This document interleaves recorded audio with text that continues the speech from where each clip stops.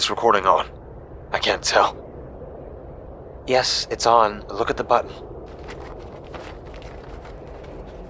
Oh, okay. Move.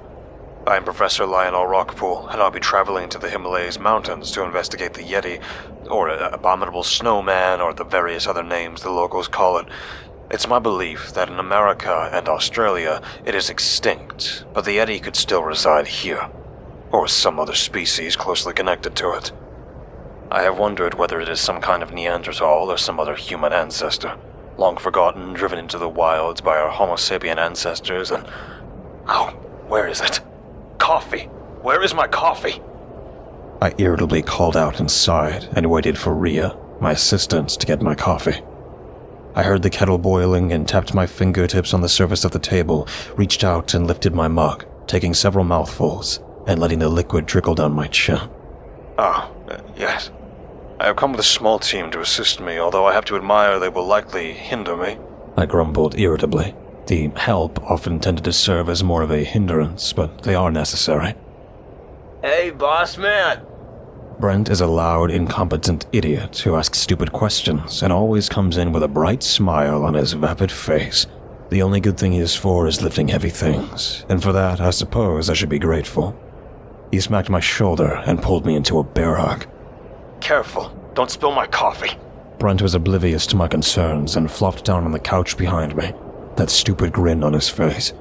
I juggled the canister, scoffing, and finally managed to get a hold of it. Ria, where are the travel documents? I called out. In your folder where I told you they were yesterday, she retorted. No respect from any of them. I'm giving them the opportunity of a lifetime to work with me, and here they treat me with such little reverence. Kids these days have no respect. It would be easier if you kept it all online. I wish I didn't need to fill quotas in order to receive funding, and even that was given hesitantly. But they will know. I don't want it online. I want to be able to hold it in my hand. I snapped, my eyebrows narrowing tightly as they stared at me. Not in fear, but I could have sworn they thought I was nothing but a silly old fool. I'll show them. I was going to show all of them they were wrong. She rolled her eyes at me. I can always print it out. I have the list of food and the lodging leading up to... Yes, I'm recording. Be silent. I snapped. Anyway, where was I before I was rudely interrupted? Yes. The Yeti has been said to become more active lately. Why? Well, I guess it could be anything. Climate change, population growth, there's so many things it could be. It's exciting that they're coming down closer to human settlements. Tomorrow, we will be traveling to the airport and begin our journey. We'll be meeting our guides when we're there. It's finally in motion. Good night. Ria, how do I turn this off? A free moment. I'm currently on a plane and that dimwit Brent won't stop snoring. God, I wish he would choke and leave us in peace, but then I'd have to carry the weight. I grumbled venomously. We're currently on board the small plane to fly out to a remote village. I'd give you the name, but Ria has fallen asleep. I'll be speaking to one of the elders to find out more information. We'll be getting our lodgings. Ria will be handling all of that. Finally, we got to our destination.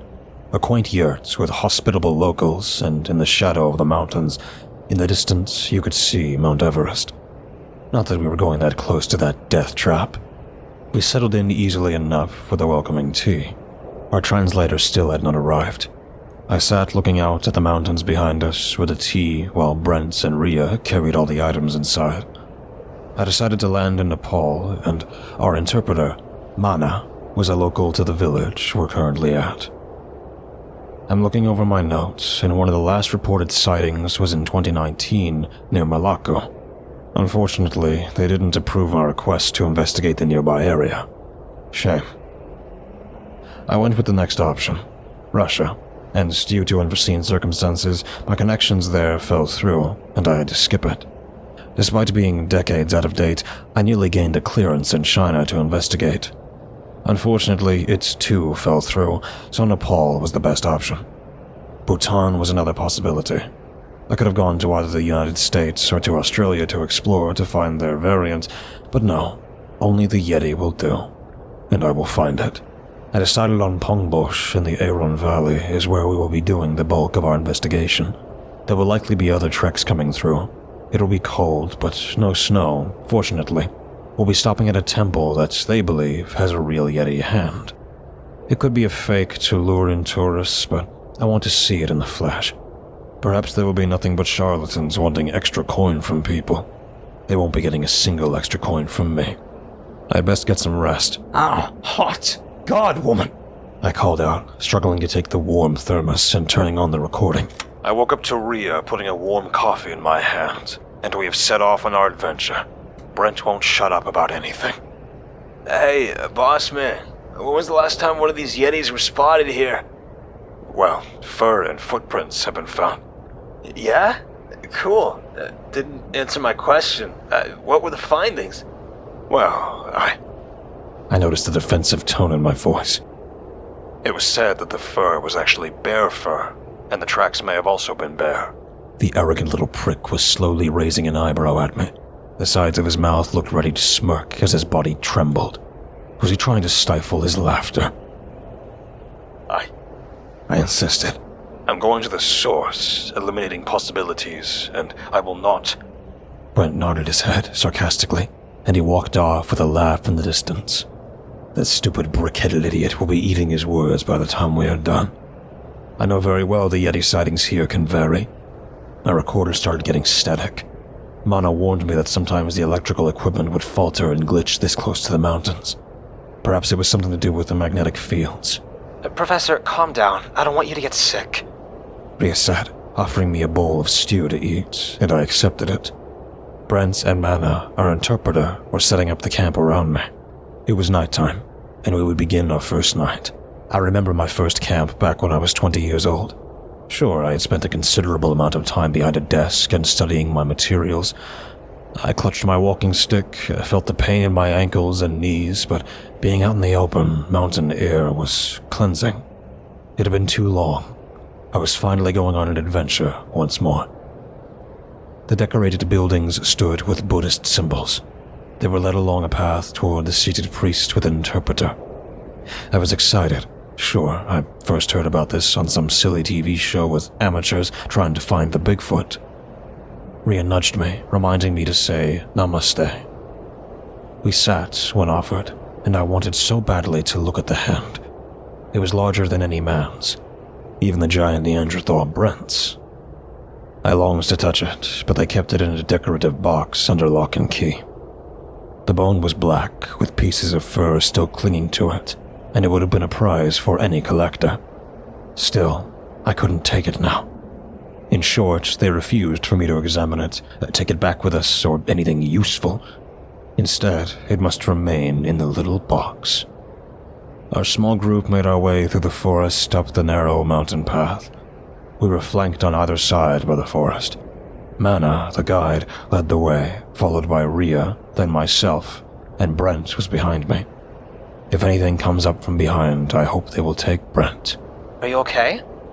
Professor, your tracks I found earlier. It's on the same path others were found. What do you think of them? Were they recorded? I don't remember seeing anything in my notes. Mana shrugged his shoulders casually. Not everyone wants to talk about the Yeti and the foreigners to look for him. Do you believe in him? The Yeti is a respected figure, a sign of wisdom, whether he exists or not. I don't like the idea of the memory being used to amuse tourists. Mana explained, a frown on his face. Then why are you here with us? I demanded sharply, irritated by his hypocrisy. I need to support my family somehow. Well, that added a somber mood to the adventure. We found them. I stood and watched while Rhea took a variety of photographs of the size and shape. It was over 30 centimeters in length, with 5 toes, and had traces of fur. Brent, with surprising skill, managed to pick up the pieces of fur with tweezers, placing it in small plastic bags and some in glass vials, all in an attempt to keep it from getting contaminated. Ah, blast. Okay, it's on. The enormous footprints walked up in the distance, with most of them crushing grass, and it seems to understand how to conceal its tracks from people. My team is collecting evidence, under my supervision, of course, and Rhea, make sure your photo's from all angles. Brent, fill it up with plaster so we can get an outline. I instructed, sipping my warm drink and looking up at the sky. The clouds were growing dark. Hey, I was already doing it, boss man. Brent happily called out, the sound of pouring of plaster loud. Aye. A muffled grumble, followed by a muffled whisper. Look, Brent, you know I'm recording, and you address me as Professor. Sure, boss. Sure, Professor. The little prick looked like he was trying to stifle a laugh. As I was saying, I think we're on the road to finding the Yeti this time. New technology, admittedly, I don't know how to use most of it, but still. Professor, we have measurements for the stride of the Yeti. Rhea called out, still with the tape measure in hand, her notes tucked up under her arm. I'm recording. I snapped, then realized what I was doing. Yes, very interesting. I continued with more decorum. We will be staying out here tonight. Prepare the camp, I said with a clap of my hands, and nearly dropped the recorder on the ground. I fumbled, switched it off, and pretended nothing wrong happened.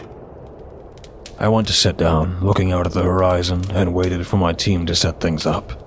The tent and the 3 campsites, one for cooking, one for food storage, and another for our sleeping tent. Everything to prevent bears from attacking, or so Brent says. I didn't offer to help and watched them all work. It was getting dark, and I was sure I saw something creep around the forest around us. The birds were quiet, and the branches in the distance moved. Finally, I'd meet the Yeti I've searched so long for. I got up using my walking stick and headed to the cooking area, using the excuse of hunger to hide the fact that I didn't like being by myself out here. I sat down on an offered seat and was handed a bowl. Mana was solemn, quiet, and stared down into his bowl, not contributing to the conversation. Where are we going tomorrow? I think the boss man should go down to the river, check out potential water sources. We might even find some more tracks down there. I don't know, maybe. I hope we find something so he doesn't blame us. I wouldn't worry about it. He's more bite than bite. Both Brent and Rhea stopped, looked in the nearby foliage, and seemed to be looking out at something. They nearly caught me. Day 3, and I wish I had brought a video recorder instead. I wish I could show you all the natural world. This place is rarely ventured, even by the nearby locals. They speak of a treaty they have with the Yeti, and an unspoken pact not to trespass or infringe on their rights. Hardly. I don't understand why they hold these beasts so highly, as fascinating as they are. I could hear the sounds of their foolish, idle chatter outside, grumbled and called out. Be quiet. I need my rest for tomorrow. They were quiet, then giggled, and I heard Brent call out. Sorry, boss man. Have your old man sleep. Why did they always have to try to disturb my recordings? I broke apart half a cookie, ate a couple of mouthfuls, and wrapped it up to place back in my backpack. Since I was comfortable grumbling to myself, I curled up in my sleeping bag and fell asleep. I heard footsteps around the tent, groaned loudly, rolled over and tried to ignore it. I heard someone's hand move over the thick plastic of the top of my tent. I rolled over, turned my flashlight on, and the light lit up my tent. Brent, go away! I snapped irritably. Seeing it move above my head was terrifying. Even more so was the large frame that moved, and my jaw dropped. It was too tall for Brent, too broad and muscular. I could see the thick fur, and it didn't move like a curious, upright bear. The Yeti in the flesh. It didn't move like a bear, and finally, I knew it wasn't for nothing. They were real. I heard the sound of movement in the camp and woke up to Brent's stupid, smiling face staring down at me. Wakey, wakey, boss man. Food is cooked. We need to move before daytime. I saw one, Brent. I groaned at the sunlight, rubbing my eyes, too focused on the memory than his foolishness. I saw one last night. It came to my tent. Sure. That's great. The condescending little shit started and still held the tent flap open. I flicked my hand at him in order for him to take the hint and leave. Instead, he lingered near the opening, his gaze focused on something on the ground. Oh, fuck. Brent was studying something on the ground. He lifted his finger and appeared to be measuring something outside. What? I groaned, getting up, using my walking stick for support since Brent didn't offer to. I finally saw what he was looking at. As I suspected, there were footprints around the tent. They were longer than my forearm and stopped around the tent, and I noticed another set. These ones were smaller, more square-shaped, and had curled claws. Brent was standing, measuring them. He lowered himself down to get a closer look. It looks like we were visited by a bear last night. I don't like how it came close, and... I cut him off. No, it was a Bigfoot. Wait, the tracks are different. It looks like the Yeti drove it off. I pointed to the trails when Rhea and Mana came over. Rhea reached out and brushed the crumbs from my chest. Were you eating while you were in this camp? She asked. To be fair, I was, but I was hungry, and surely it would have been safer to have a little nibble in here than walking to get food late at night. I simply couldn't wait until morning. I brushed her off. It protected you, Mana said, next to Brent, and pointed out how the tracks drove the bear away. Look, I made sure the bear was driven away. We all heard a distinct growling in the distance. We all looked into the forest. It was a lush green with hints of frost on the plant life. The bird life was quiet, and I knew something was wrong. Mentally, I knew I should reach for Rhea's camera, but I couldn't bring myself to do it. Brent lifted a rifle. While he was an idiot, he was also a decent shot and could act as a human shield if the need arose. We heard a roar, and a large bear approached. It roared loudly with sharp teeth and a wide jaw. It had deep scars along its sides and slowly walked toward us hungrily. From the left side we heard grunts and hoots of warning. A Yeti, without weaponry, came out of the forest. He was enormous, and the bear stopped in its tracks. The pair were drawn into battle. It all happened so fast it was difficult to see, and the bear broke away to go near the tree line. There was a squeal. Something started to run toward us on all fours, loping and tried to grab hold of us. Shoot! Shoot it! I screamed, pointing at it. It let out a scream, then ran over to Rhea. It grabbed Rhea, trying to stand behind her, and tripped her over in the chaos. Brent lowered his rifle, unwilling to shoot her in the process, and I strode over, ripping it from his hands. In the distance, the bear and the Yeti battled with each other once more. Shh, it's okay, Vivi, Rhea called out. The creature now with its arms wrapped around her, no doubt going toward her throat to tear it out. I pointed the rifle. I heard Mana scream something at me, and I shot. The gun let out a loud bang, and the creature struggled, falling down dead. Rhea's eyes were wide. I raised my chin, proud. I was a hero, and no doubt she would... What have you done? Rhea screeched at me. I didn't expect this. The creature was a long-limbed baby Yeti. It whimpered and looked up at me, then at the others. The eyes were so innocent, a child's eyes, and I lowered the gun. Brent and Rhea tried to stop the bleeding, but the bullet got it straight in the chest. Soon, it let out the saddest little sigh and breathed its final breath. Rhea cuddled the corpse, her chest and face covered in blood. We were all quiet, and it was difficult to shake the feeling of guilt that lingered. I didn't want to kill a child, even a Yeti spawn. Oh, you killed it, Rhea complained while holding it in her arms. I couldn't let her silly nonsense get in the way of studies.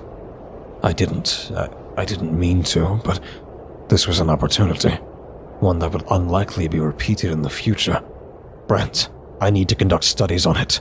Put it in the portable freezer. We needed to act as a specimen. I said, now wasn't the time, but an autopsy would be perfect to reveal more information about it. What sort of food it last ate, genetic information, and anything else we could use. Brent looked at me as though I were some kind of monster. If only at some point a living Yeti could be found, and then my name will go down in the history books. The youngster's hand resembled a great ape's and a human's. If it didn't have the fur and the size, perhaps you would have mistaken it as a human child. We heard a long, woe-filled cry come from the forest, and the Yeti, coated in blood and wounds, limped out. It looked at each of us sadly, and wailed a beast-like sound at the sight of the baby. It came over, cradled the Yeti child in its arms, and lifted its head to hum or howl a sad song into the sky. I raised the rifle at the Yeti, only to have it smacked out of my hand by Brent. "Don't you fucking dare," he whispered sharply at me. I couldn't let it actually attack us. Fortunately, it was already injured and limping, leaving a trail of blood behind it. The wounded Yeti left our camp. "What did you do?"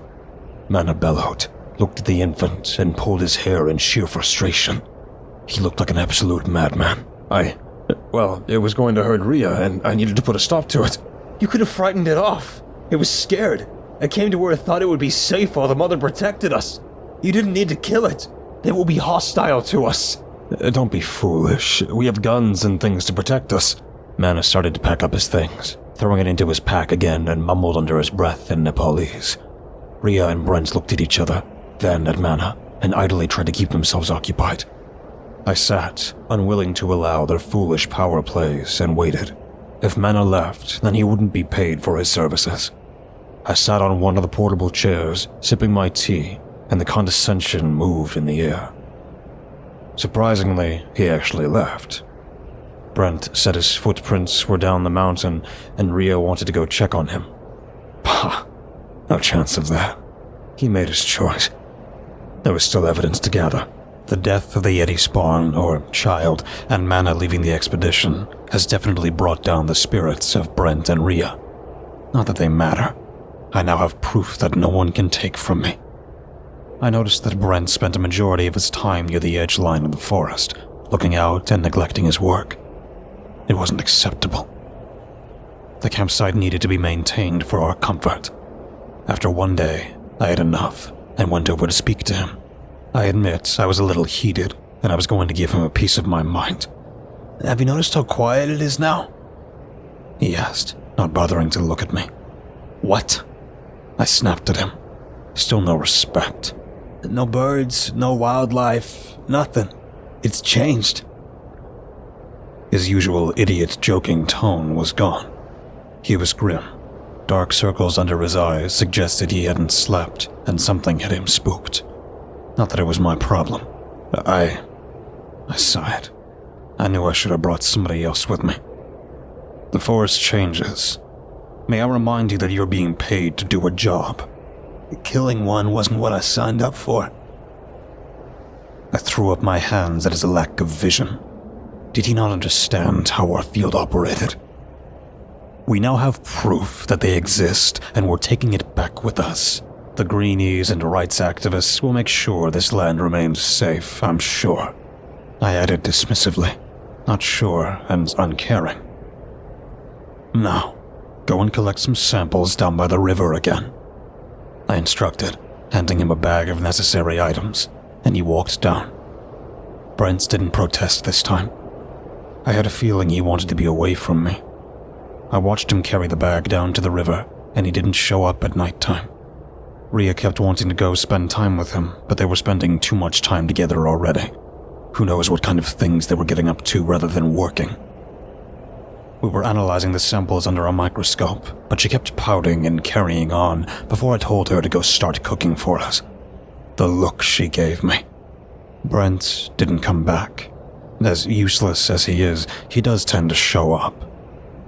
Rhea didn't go and do her task, and instead went to retrieve Brent.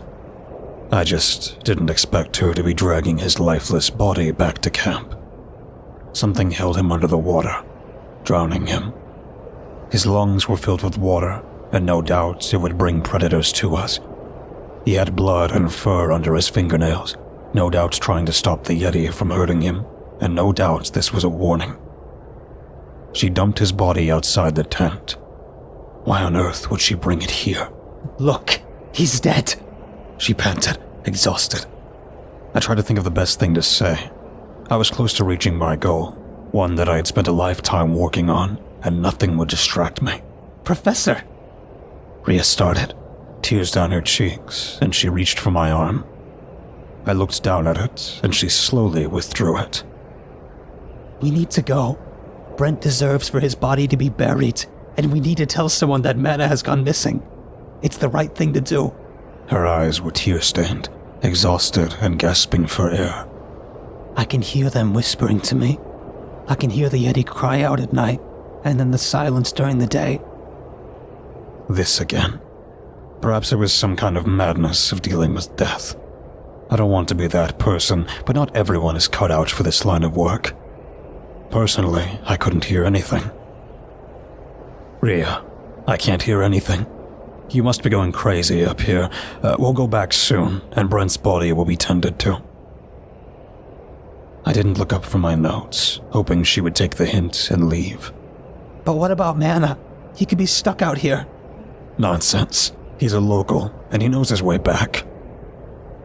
Rhea went to the cooking area to cook our meals, and I asked her to tell me when the food was ready. She didn't even have the courtesy to acknowledge what I said. I kept recording. The tapes were becoming more full. Autopsy report. I couldn't wait and needed to keep my mind occupied. The age of the deceased, I'm not sure. However, it is young, and it ran toward humans for safety. It was Brent, the late Brent's theory that the Yeti was trying to protect us from a bear. It also showed signs of grief for its offspring and may have ended up killing him. It turns out the contents of the young Yeti's stomach had a mixture of raw plant matter and traces of meat. Otherwise, it has milk teeth that you would expect with elongated canine teeth. I'm not sure what age they typically fall out, and my stomach let out a loud growl. I'm not sure when they fall out, because it growled again, and I realized that Rhea hadn't bothered to come and get me. For God's sake, I grumbled, picking up my flashlight and started my way to the cooking tent. I have to do everything by myself. Can't get good help these days. I stomped over to the cooking tent, and I couldn't see any sign of her. The campfire was still going. Smoke rose from the charred food, and I wrapped a cloth around it to take it off. Where was the fire safety? I saw her laying down nearby. Rhea, now is not the time for a nap. I snapped and walked over to kick her boots when I noticed her expression. Her eyes were open, her neck twisted, and it looked like she had been placed gently. There was even a flower in her hair. Both of my employees were dead. This had to be Mana's doing, wanting to protect the Yeti, and I had to make my way down the mountain, then get to safety. I didn't care about abandoning my supplies. I needed to take my notes, my recordings, and pieces of the remains of the Yeti with me as proof. I hurriedly packed my bag, moved at more speed than I thought it was possible, and puffed with every step.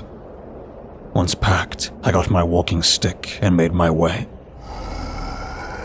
I could hear those sounds in the distance and rushed. I wasn't going to let them take me. I didn't think I had it in me. I made the journey quicker than I expected. Mana! I was being dragged by my jacket, my walking stick long discarded through the forest. Leaves rustling, and I could see their shadowy figures out of the corner of my eye. I never thought I'd see so many at once. Their ape-like growls were loud, and they ran on two legs in the same direction we were going. Finally, I was lifted onto a stone lap and gazed up at the night sky. My face was going numb. Only my eyes frantically moved around trying to work out what happened, and my legs and arms flopped idly by my sides.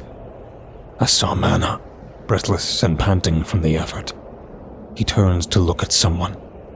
He bowed his head, then left me to my fate. I wheezed and tried to speak, for no sound came out.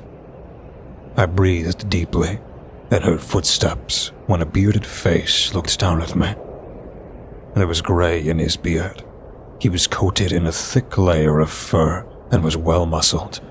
The heavy brow line narrowed at me, shook his head and grumbled words in his tongue.